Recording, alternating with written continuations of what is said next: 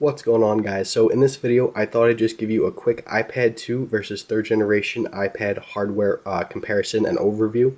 So from the front, they look exactly the same. They both have the front facing camera here in the middle, home button at the bottom. Screen sizes are exactly the same.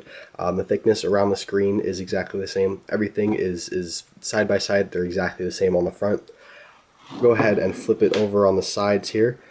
The volume rockers are in the same place. The switches for orientation lock and volume lock are in the same place as well. On the bottom here, on both devices, there isn't anything. And as far as the thickness comparison, the third generation iPad is just a little thicker than the iPad 2, but it's not going to be a noticeable difference unless you're comparing them side by side, or you measure them with a really precise ruler. You're not going to notice a difference at all.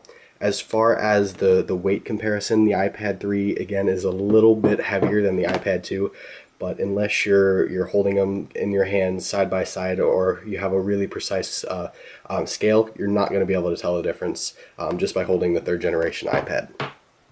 On the back here, everything is in the same place. Majority of it is the same. The only thing that's different is the third generation iPad. Its updated camera is a little bit bigger than the iPad 2, but everything else, the Apple logo, all the legal information down at the bottom, everything is exactly the same. On the left side here, go ahead and flip it around. There isn't anything on either device, but again, you can see the thickness on the iPad 3 is just a little bit thicker. On the top here, we have the sleep wake button in the same place, the headphone jack in the same place, and the microphone here in the middle in the same place. And then down at the bottom we have the 30-pin dock connector and the speakers in the same place as well. So there you go. The iPad 3 is just a little bit thicker, a little bit heavier than the iPad 2, but side by side it's really hard to tell the difference.